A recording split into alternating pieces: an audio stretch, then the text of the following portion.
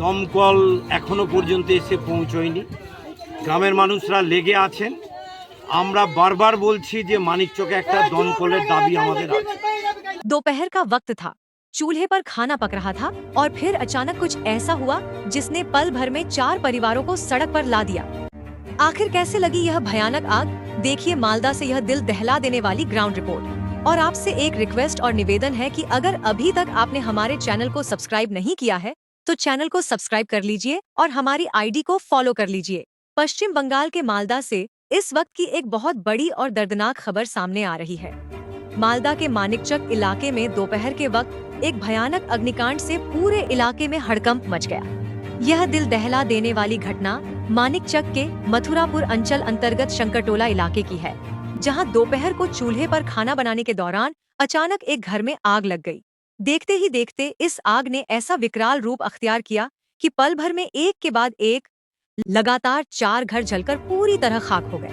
इस भीषण हादसे में स्थानीय निवासी अतुल मंडल, हेमंत मंडल, विकास मंडल और गोविंद मंडल के आशियाने पूरी तरह तबाह हो चुके हैं।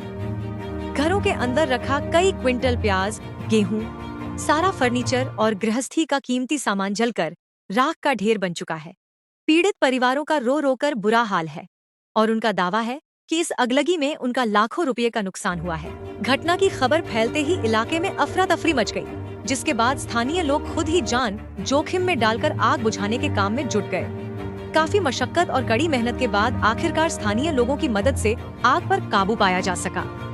हादसे की जानकारी मिलते ही मानिकचक थाने की पुलिस भी तुरंत घटनास्थल पर पहुंच चुकी है और प्रभावित परिवारों को राहत पहुंचाने की कोशिशें शुरू कर दी गई हैं। न्यूज नेशनल 97 के लिए मालदा से हमारे रिपोर्टर की रिपोर्ट।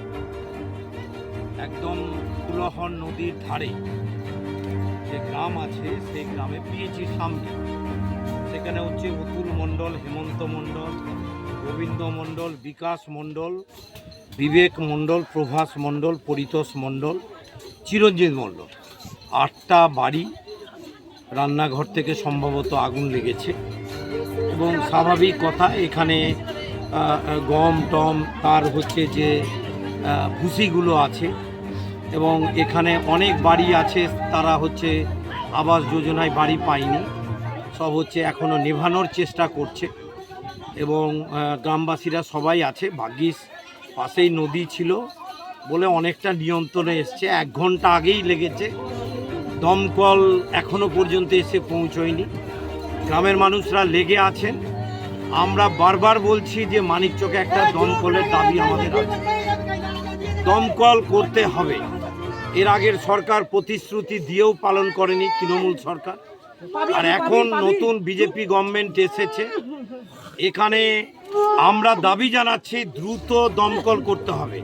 জায়গার অভাব নাই, বিশেষ করে মানিকচকের দিয়ারা, মথুরাপুরের এই অংশগুলো ভুতনির একটা বড় অংশ।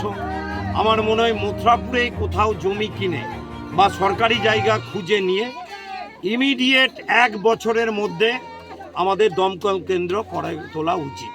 কেন এখানে পাট চাষ হয়, চাষিরা পাট রক্ষা করেন। শনিবারের একটা বিরাট হাট আছে, সে হাট হচ্ছে পাটের জন্য খুবই বিখ্যাত হাট। যেহেতু পাটের দামরা চাষি পেয়েছে বলে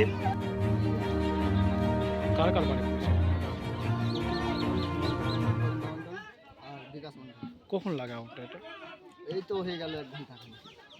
আগুন নিভেছে এখন? না এখন নিভেনি। ক্ষয়ক্ষতি কি হয়েছে? কি হয়েছে? পেঁয়াজ, জমি জায়গা, গম, সব জানলা টানলা সব। কত টাকার ক্ষয়ক্ষতি হয়েছে মোটামুটি? অনেক তবু কত টাকা হবে? লক্ষাধিক টাকা? তারও বেশি। ঠিক আছে, আপনার নাম? আমার নাম তাপস মণ্ডল।